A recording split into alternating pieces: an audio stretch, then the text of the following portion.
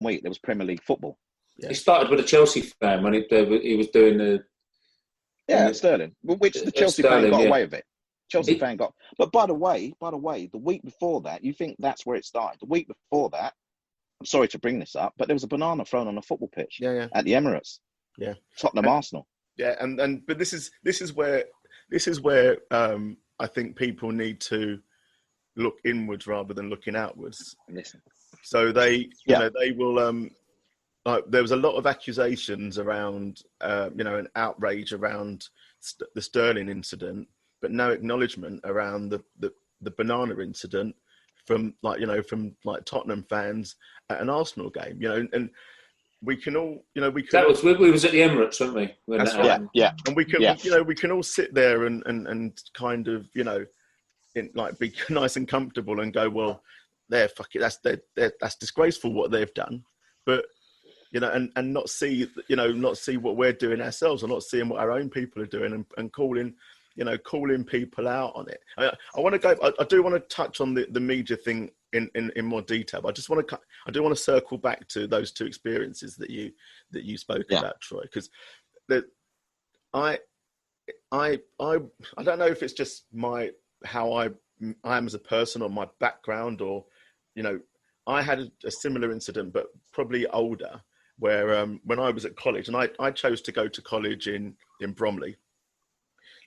So from coming out from South East London, going out to Bromley, I wanted a new experience, a new area.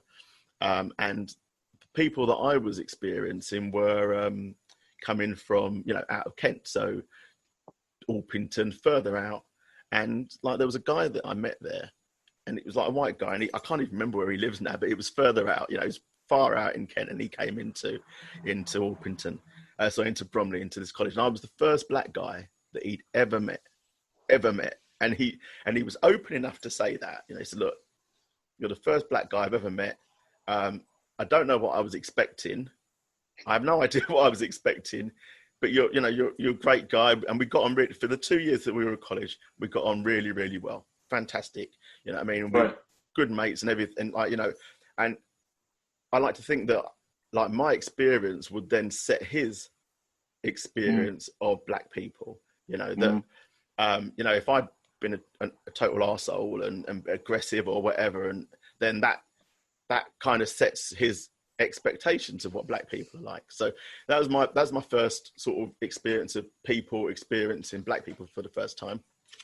But the other experience that I had was around black being power. And where I lived in South East London, I live in New Cross, I don't live there now. I lived in New Cross, and there was a team there called Moonshot, and it was just like a community centre, right? And they had a team. Then I didn't do a lot. I wasn't allowed to do a lot in the area because my area was rough, and my mum was like, "You ain't going out," and I'm protected, all that sort of stuff. I wasn't allowed to do a lot. But on a Saturday, I could go and do what I wanted to do, and so I'd go up and I'd watch on a Saturday, and they'd all come out, and it'd be a team of black guys, and you'd see the opposition turn up, and most of them are white or whatever, and they'd turn up, they'd see these black guys walk out, and they would shit themselves. Like literally, they would just be scared, just purely because of the fact that they were facing a team of black guys, and they'd lost the game before they'd even started. Now, there was nothing that they needed to be, in my opinion, scared of, but I think there's two ways to look at it.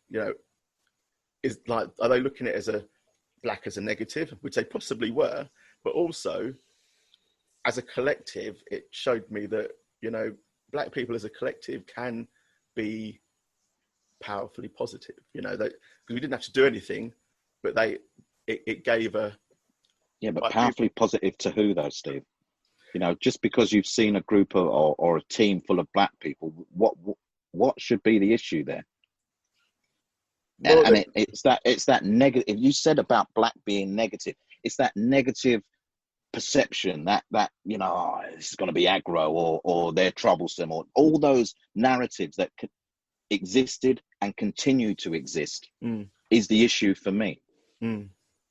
I just don't understand why it would. I've played in all black teams. I've played in white teams where I'm the only black person, and I've brought black team colleagues along because just And we had it's probably my best time playing, and they weren't even no big shakes at the time, but I just wanted to enjoy the end of my career almost. And so I went to a team. We used to go to this pub in Walthamstow, and I just joined the local pub team because I could, and I just wanted to enjoy myself. And I don't know. I struggle with that narrative that exists around the colour of one's skin. I struggle with the perception, the negative attitudes. I'm looking a lot more into history, and because I teach, how black, and if you put black together with a sequence of words, it's always deemed as a negative. And so that is now entrenched in people's minds, that anything to do with black is negative. Obviously, I don't see that because where I've been brought up and how I've been brought up, I don't see it. So it's a bit hard for me at work. We've got a full range of people at work, from Asian to black, and we all work as a team together. We're a unit. Without us all working together, we don't go from A to Z, and it's fine. And I sometimes struggle, Troy, to see that. But obviously I know, I've seen Raw Fox get it at Tottenham, and I could have died a million deaths. Tottenham won 5-1, and he took a corner, and a section of Tottenham fans went for him. And they all got told to, it started a fight. It did start a fight amongst the home end. But that was shocking. And I'll never forget that. I will never forget that. I could have died a million deaths. Listen, you could bring 9, 10, whatever, ex-Tottenham players of colour onto this pod, and they'll tell you about their experiences. From playing the game, from being outside of the game, from just being a human being. And what I can't understand is why people just can't appreciate that we've all got different experiences. I'm not going to make this crap up. This crap is too far-fetched to be made up, and anyone that wants to discuss and talk about their experiences, why would you make stuff like that up? So I've lived an experience, and it's for the longest period of time. And whilst that doesn't make everyone, I think the problem here is that people think that, you're then accusing everybody. So anyone that's not black, you're accusing every white person of being racist or using those lazy terminology. But that's not the case. Let's be a little bit smarter than that now. We're talking about an experience that has existed because of an individual or a group of people. So when people say Tottenham fans, maybe, in terms of the banana incident, they're not saying that the whole of the Tottenham fan base is racist. But there was an individual that threw a banana on the football pitch. That individual had to be held accountable. And by the way, in the end, football and the law didn't even call it a racist incident. It was deemed as a missile thrown on a football pitch, But yet 30 years previously, when John Barnes had his banana thrown on at Goodison Park, that was called racist. So we're supposed to be... put up with some rubbish, didn't he, John Barnes? But Stace, we're supposed to be better educated, better understanding, better appreciation, and yet in 2018 we're not calling a situation out for what it is. That's the media as well again. It's the media, it's the industry, it's the court of law. You can't just blame one section. You have to blame all the elements of it that's come together and define that banana is a missile, like people throw coins on a pitch or a bottle on a pitch. And that's the things that always frustrate me.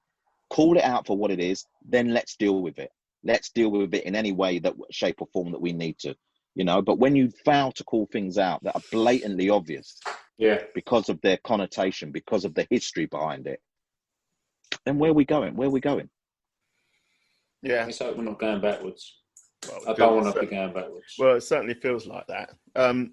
So we spoke about we kind of touched on the media, and I think it's kind of interesting that as you say, you mentioned Raheem Sterling's treatment, and when you juxtapose that with Harry Maguire's treatment in the media this week, it kind of leans to show that there's definite bias in those areas. I don't know how that changes. I know what we do talk about is that there needs to be people of in those areas. So people of colour in those positions, and if we take that back to to football, we're a football podcast. If we take that back to football, one of the things that in football that they allege that is supposed to make a change is the Rooney Rule. So, what are your thoughts on the Rooney Rule as a concept, Troy? I knew he was going to ask me that one. I think I'm prepared for that. It's not fit for purpose as used in this country. And remember, in this country, it's only used for 71 teams or 72 when we get back up to 92 teams, not for the elite 20. The football clubs, there's a loophole in it which protects the football clubs. And so any football club that doesn't interview a person from a black or ethnic minority background is not doing anything wrong, by the way. So this is not about the football clubs. It's about the implementation of a rule that is not fit for purpose. So the rule only comes into place when you have an open recruitment process, which means you go out to tender almost. Now, if you think about it, 95% of clubs, when they sack a manager, they've already been doing their groundwork before they've sacked him, by the way. So they've been having the conversations, they've been trying to negotiate, they've been doing everything they need to do, and then they find the right time to sack the person. Then they appoint someone 24 hours later. That's not an open recruitment process. So that means that they haven't followed the code that they should have done, and it means that they've done nothing wrong. So what's the point of having it then? The alleged Rooney Rule, what is the point of having it then if clubs can breach it? It has no purpose. It's not fit for purpose. It's, like I say, it's only for anything Premier League downwards. I know they're looking at it again now and hopefully making changes, but I think it could be a good rule if implemented correctly. But we keep doing this. We keep wasting time in the game by putting stuff in place that is not fit for purpose, which means that we then have to start all over again 2, 3, 4 years down the line. And it's just, you probably can hear my frustration. I just get frustrated with how football deals with underrepresentation. I get frustrated with all these different, initiatives that supposedly are put in place. And yet we're still talking about, 5 managers. We're still talking about what percentage of the coaching staff. Only 6 in 92. 6. If it's 6 now, I don't even know. I've lost. To be fair, Stacey, it goes up from 2 to 6 to 8, back down to 6 to 3 to none to 2. It's pointless. It's pointless. And certain people still can't see it. I get asked the question all the time, well, you lot don't take your coaching badges, do you? First and foremost, you lot. What do you mean you lot? And then it's, what do you mean don't take? Of course black coaches do. I've seen it. I know. I've seen the information. Of course they do. Yeah. So it's about denial of opportunity. Denial of opportunity. That's what it's about. I mean, when, as you say, like a lot of it is a closed shop anyway, because like, as you say, most clubs will already targeted the replacement before they sack the current incumbent. And that's fair enough, but yeah, maybe. But in terms of people that are putting voices out there or putting names out there, if you watch a game and you know that a manager's under pressure, and it may be at Premier League level, because that's mainly my exposure, because I don't particularly watch, unfortunately, much of the Football League, but the commentators and the co-commentators and the support that are there, when they're talking about someone that's potentially going to lose their job, they always talk about the same people as well. So as an industry, the industry says, right, well, we need to be more inclusive.